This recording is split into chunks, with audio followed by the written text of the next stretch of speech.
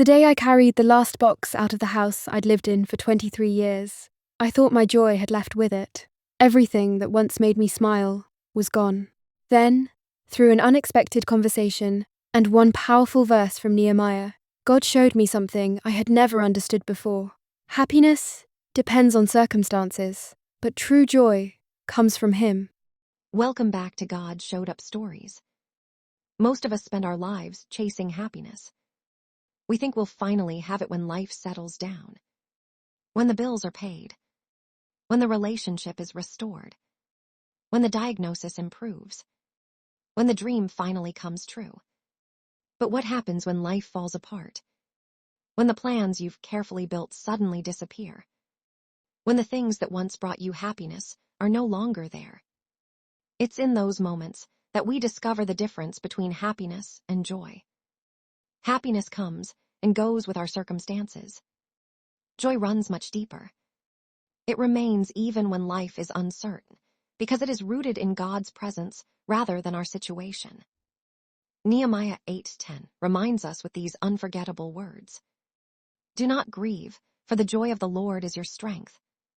Those words have carried countless people through seasons of heartbreak, disappointment, and loss. Perhaps today they are meant for you. Before we begin, take a moment to like this video, subscribe to the channel, and share this story with someone who may need encouragement today. And comment below. The joy of the Lord is my strength. Never forget this. God doesn't always remove the storm. Sometimes He fills our hearts with a joy strong enough to carry us through it. All right, let's get into the story. For most of my life, I thought joy and happiness were the same thing. If life was going well, I was happy. If life became difficult, I assumed joy disappeared too. I didn't realize how wrong I was until everything I depended on began slipping away. It started with my job. After nearly 20 years with the same company, we were called into a meeting one Friday morning. The room felt unusually quiet. No one spoke. When the manager walked in, I knew something was wrong. A few minutes later, my position and dozens of others was gone. I packed my desk into a small cardboard box. As I walked through the parking lot, I kept asking myself, what do I do now? I believed things would get better quickly, but they didn't. Weeks turned into months. My savings slowly disappeared. Then came another difficult decision. The house I'd raised my children in had to be sold. Every room held memories. Birthday parties, Christmas mornings, family dinners, late-night conversations around the kitchen table. When I carried the last box through the front door, I stopped for one final look. The house was empty, but my heart felt even emptier. As I locked the door for the last time, tears filled my eyes. I whispered, Lord, I don't know how to be joyful anymore. The following weeks became some of the loneliest of my life.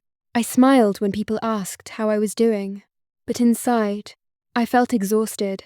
One Saturday morning, I forced myself to attend a breakfast gathering at church. I almost stayed home. Part of me didn't want to answer questions. I didn't want people to see how discouraged I had become. After breakfast, I stepped outside with a cup of coffee. An older gentleman named Samuel sat alone on a bench, overlooking the church garden. He smiled and motioned for me to join him.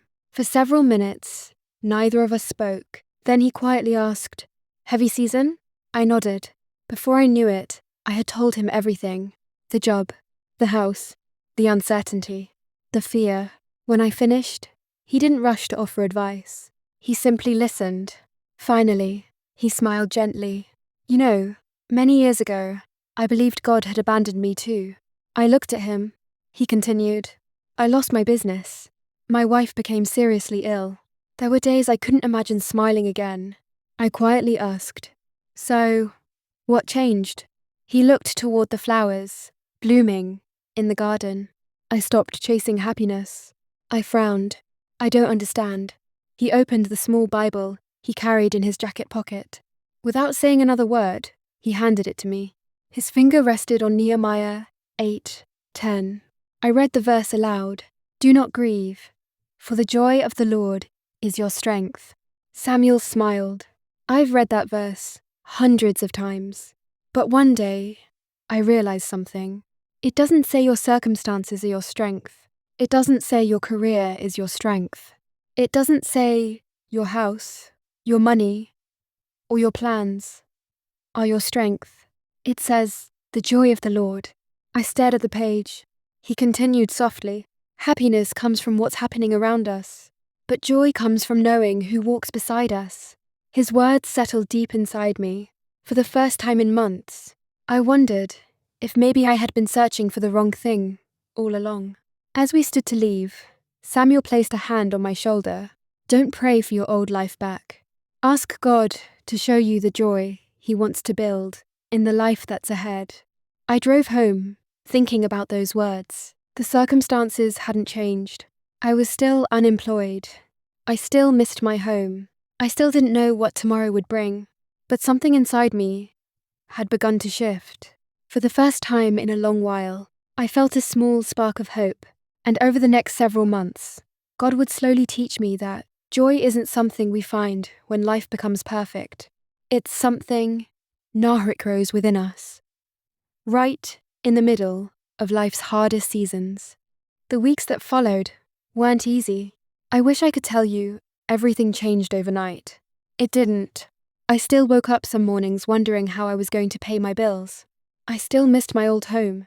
I still wondered why God had allowed so much of my life to change all at once. But something inside me was different.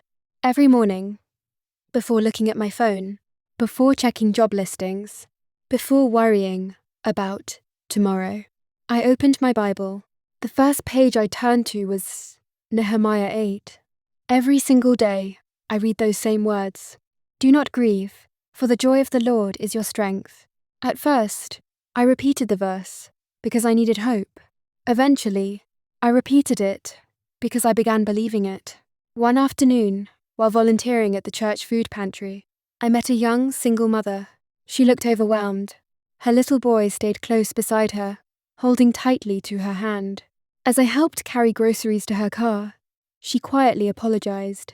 I'm sorry, she said. I never thought I'd need help. I smiled gently. Neither did I. She looked surprised. For a few minutes, we stood there talking.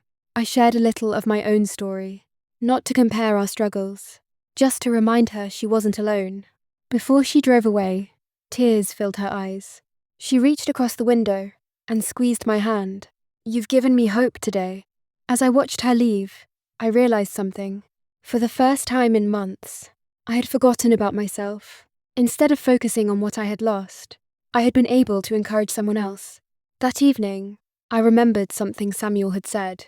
Joy grows when we stop measuring life by what we've lost and start seeing how God can still use us.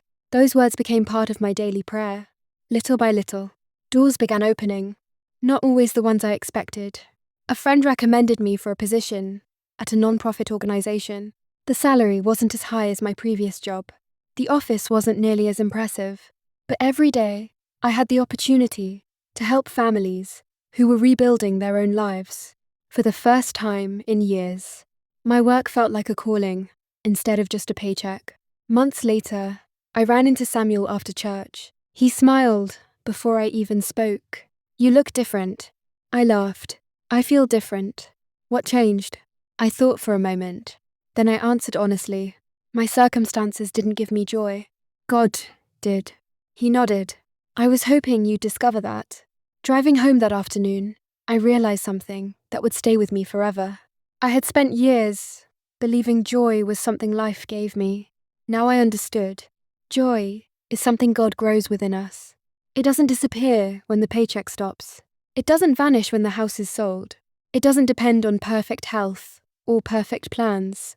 It rests securely in the unchanging goodness of God.